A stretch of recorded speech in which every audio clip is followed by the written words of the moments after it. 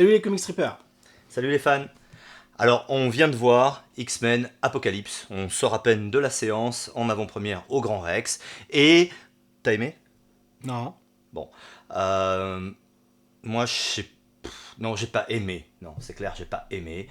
J'ai pas entièrement détesté. C'est clairement pas aussi mauvais qu'X-Men 3, mais c'était un peu impossible. Enfin, il aurait fallu faire un gros effort pour que ça soit aussi mauvais. Bah en fait, moi, au bout de 20 minutes, j'avais envie de sortir de la salle et je me suis dit, bon, ok, donc maintenant, comme il va falloir faire la critique, il va falloir que j'essaye de trouver des trucs bien dans le film. T'en as trouvé? Et là, il m'en vient pas tout de suite à l'esprit, mais je crois qu'il y en a quand même un ou deux qui m'ont quand même plu, mais c'est vraiment tout, quoi. Tout le reste, j'ai trouvé ça mauvais. Et à la sortie, tu m'as dit un truc où je suis totalement d'accord, tu m'as fait, mais en fin de compte, le mieux, c'était la musique. Et effectivement, j'ai remarqué que la musique était pas Elle mal. est super. Vraiment, achetez Non, la BO, il n'y a pas de non, mais, problème. non, mais si, ça c'est quand même vrai, parce que des fois il y a des films où ça gâche quoi. Donc là, Non, non, bon, elle est la super. musique est quand même pas mal. Ouais, ouais, elle reprend les vieux thèmes et tout ça. Donc on va vous faire une critique de à peu près 30 minutes sur la musique de X-Men. Non. Blague à part, moi en fait j'ai réalisé un truc là. C'est à quel point j'apprécie un truc chez la licence Marvel. Puisqu'on est d'accord, X-Men c'est la Fox, hein, pour ceux qui ne le savent pas. C'est la licence Fox. Chez Marvel, ils arrivent à introduire les éléments progressivement. Il y a une certaine cohérence, une certaine cohésion. Et c'est des trucs que Singer ne sait pas faire. Et il y a aussi un respect quand même des personnages. Alors, Et là, c'est bizarre parce qu'à la fois, il y a énormément de fanservice. Et en même temps, les personnages, ils s'assiedent dessus, ils s'en branlent, quoi. Mais à un point. en fait, ce qui est juste, c'est que le temps d'écran disponible pour le Marvel Cinematic Universe est en fait plus important, Bien ce qui sûr. donne plus d'espace aux personnages pour s'exprimer. En plus, il faut quand même voir que là, on est presque à 20 ans sur la licence X-Men. Maintenant, ça a commencé en 99. Hein. Donc, ils ont fait 6 films dans cette période-là. C'est vrai que ça laisse pas beaucoup de place aux personnages. Mais malgré tout, là, on a ce défaut qu'on a vu dans tous les films précédents, sauf peut-être First Class. C'est que, ben, en fin de compte, il y a des personnages qui ne font que de la figuration, quoi. C'est à peine s'ils ont deux répliques. Du coup, c'est gênant parce que, comme je te le dis, moi, c'est ça qui a fait que j'ai vraiment pas pu rentrer dans l'histoire. C'est qu'il n'y a aucun personnage où j'arrive à avoir de la sympathie pour ses motivations, puisqu'il y en a plein, on ne nous les dit même pas, quoi. C'est Hein. clair, c'est clair. Alors du coup, comment s'intéresser à ce qui va se passer pour ce personnage alors qu'on sait même pas pourquoi il agit, quoi. Et puis tu l'as très bien dit, il y a énormément d'écart entre les films. Donc quand on va voir un Avengers, on vient de se prendre un Captain America, un Iron Man, éventuellement un Thor si on a du courage, dans la gueule. Donc les personnages ils sont creusés, on n'a pas besoin de trop nous rappeler les motivations. Là merde, il se passe des années entre chaque. Bon, là c'était le marathon, on peut se les taper tous d'affilée. Mais sinon le spectateur qui débarque juste sur un, c'est quand même bien chaud Oui, quoi. puis alors il se passe des années dans la vie réelle, mais il se passe aussi des années du coup maintenant dans l'univers, quoi. C'est-à-dire que le dernier film était dans les années 70, celui-là est dans les années 80, on fait un bond de 10 ans, sachant que quand on était dans les années 70, on avait fait un bond en arrière de 30 ans. Donc Mal effectivement, au du crâne. coup, et puis celui de First Class était dans les années 60, je crois. Donc du coup, oui, effectivement, ça fait que bah, forcément, ça fait des ruptures de style d'un film à l'autre qui, du coup, c'est plus difficile de se dire qu'on est en train de suivre la même histoire, quoi. Ouais. Et puis, bon, par rapport à ça, même si au début je trouvais que c'était une idée qui était intéressante, surtout que dans First Class, ils avaient été très intelligents en liant l'intrigue avec la crise de Cuba, qui a été effectivement une des raisons pour lesquelles les comic books sont revenus à la mode, parce qu'en gros, on avait peur, on avait des ennemis, quoi. Donc, c'était très intelligent d'intégrer ça. Mais alors, autant dans les années 70, l'ambiance était bien rendue, autant là, C'est pas les années j'ai pas 80. vraiment l'impression d'être dans les années 80. Ils sont Hein. obligés de te mettre un morceau de rythmix pour que tu dises Ouais, ah putain et puis c'est des ça. Ray-Ban, ah c'est les années 80 À un alors. moment, ils zappent sur la télé pour qu'on voit K2000 pour dire, ah, au fait, on est dans les années 80, parce que vraiment, on a besoin d'un rappel. Pour ceux qui connaissent K2000 parce que les autres ça leur rappellera rien du tout. Ouais, la tranche à Reagan aussi, des trucs comme ça, là, on voit un peu que c'est la guerre froide.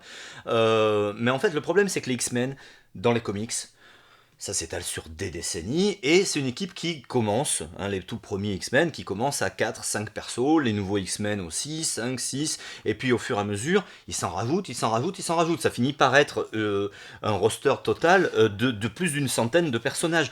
Mais là, ils nous en foutent plein la gueule, il y en a plein, il y en a partout. C'est vrai que Des premiers, des nouveaux, des suivants, tout mélangé. c'est vrai que dès le début, avoir pris ce parti pris de dire on a dès le premier film quoi, une école dans laquelle il y a une centaine de mutants qui sont en train de prendre des cours, bah, ça fait que bah hop, bah tiens à un moment donné on a un caméo de Kitty Pryde qui traverse un mur.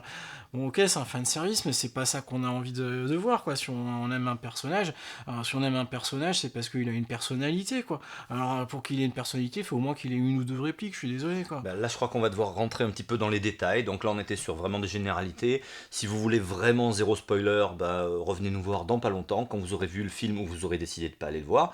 Et puis là, on va parler des choses sérieuses. Donc tu parles des persos qui ont zéro profondeur. Il y en a deux qui vraiment s'imposent, qui sautent aux yeux. C'est Angel, qui a rien à voir avec le Angel déjà de base de Warren Worthington 3, le perso le plus imprononçable de la planète. Mais non seulement il a rien à voir, mais il a aucune profondeur. C'est-à-dire que c'est pas on nous propose autre chose, oui, mais on y gagne au change, parce que là, au lieu d'un personnage relativement superficiel, de milliardaire, machin, là où on nous propose un perso qui a du corps, non, il y a rien. Il n'y a rien, c'est un combattant, et après, il décide de suivre Apocalypse, et on sait rien, on sait pas pourquoi. Et Psylocke, c'est un peu la même, quoi. Mais en fait, il a combien de lignes de dialogue, Angel? J'ai l'impression qu'il n'y en a qu'une ou deux. Il y a un moment où il fait arg, il y a un moment où il fait laissez-moi tranquille. Et typiquement, c'est vrai qu'en fait, Angel, c'est un peu la caricature, mais bon, c'est la caricature, mais c'est un peu le même principe pour une dizaine de personnages. C'est que en réalité, il est là juste pour son pouvoir et son apparence physique, parce qu'en gros, ça lui plaît au niveau de ce que ça peut représenter, mais c'est pas le personnage, quoi. On a un petit visiteur qui aime bien les super-héros.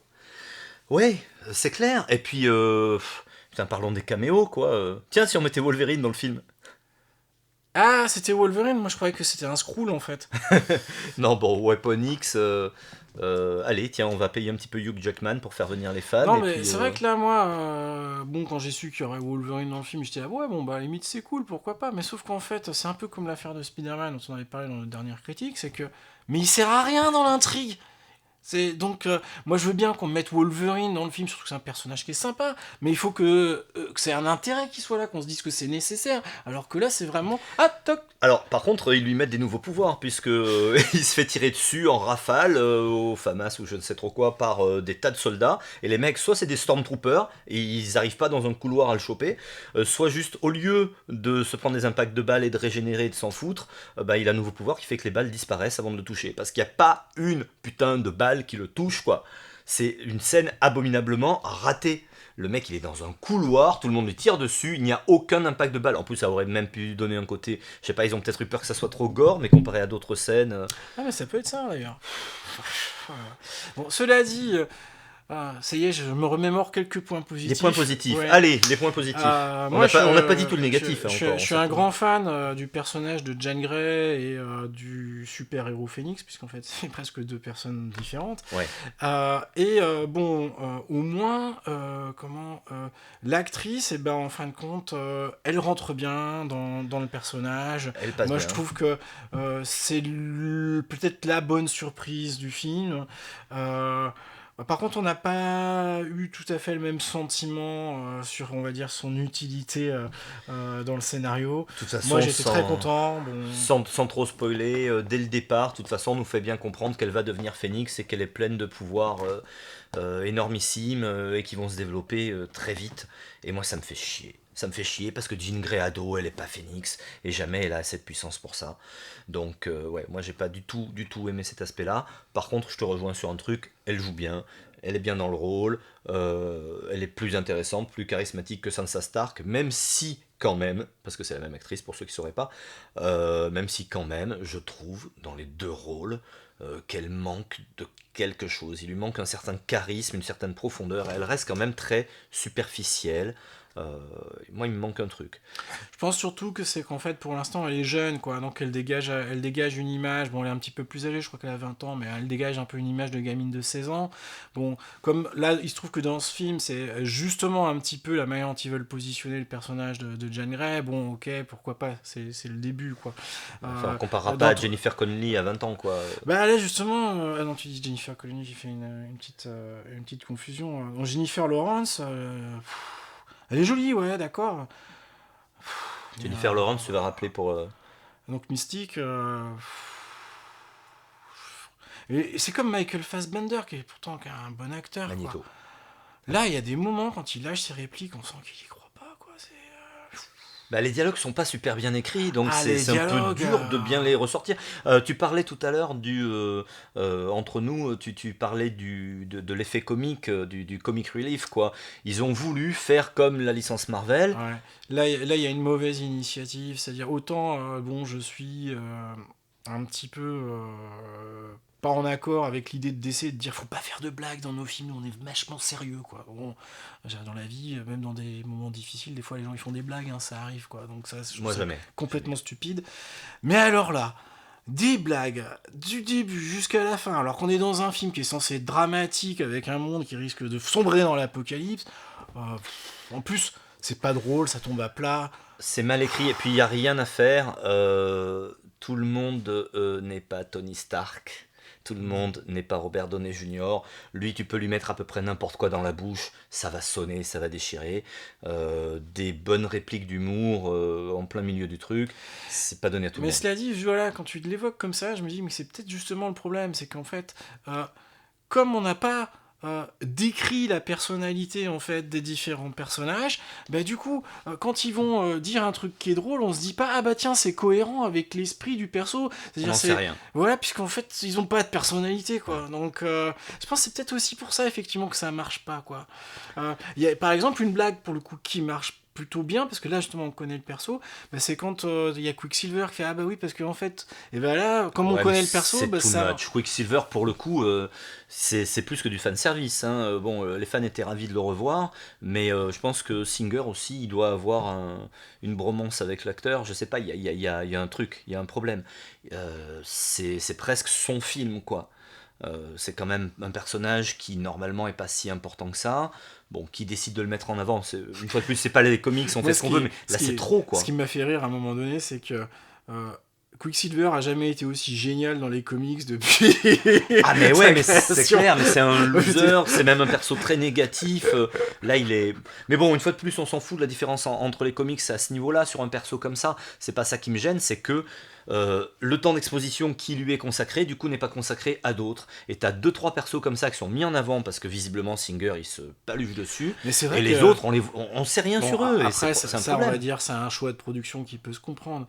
Mais on nous aurait enlevé la moitié des scènes avec Mystique, Jennifer, je vais dire Connelly parce que tu me l'as mis dans la tête, mais donc Jennifer C'est pas Lawrence. Aniston non plus. Bah, je crois que le film en aurait été meilleur, hein, parce qu'il y a vraiment des moments, plein de scènes qui servent à rien. Quoi. Ouais.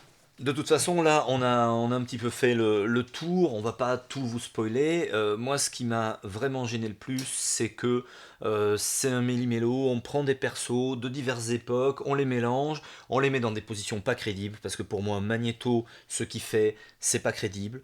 Qu'on lui invente une famille qui a rien à voir avec l'original, c'est une chose, mais... Quand tu viens de le dire comme ça, j'ai eu une image, tu dis on prend des persos, et en fait je me suis dit, ah mais ouais, mais en fait c'est ça. C'est comme si c'était un gamin qui jouait avec des action figures, qui fait, ah, tiens, t'as boum boum, ah, pam pam boum boum. Et donc en fait, ouais, ce sont tous ces personnages en fait ne sont traités que comme des objets. Ils ont vraiment aucun. Ils ont pas. Peut-être juste avec Jane Grey, mais je crois que c'est parce que l'acteur réussit, l'actrice réussit à nous mettre un peu d'émotion, quoi. Bon, je suis pas sympa parce que James McAvoy est plutôt correct du début jusqu'à la fin.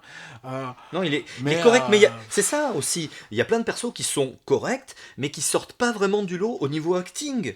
Tu vois la différence par rapport aux persos charismatiques qu'il y a sur la licence Marvel, quand même. Là-dessus, l'effet que ça me fait, c'est que, surtout quand on voit le cas de Michael Fassbender, mais je pense que c'est aussi vrai pour... Qui est un putain je d'acteur, pense quoi. que c'est aussi vrai pour Jennifer Lawrence et donc James McAvoy.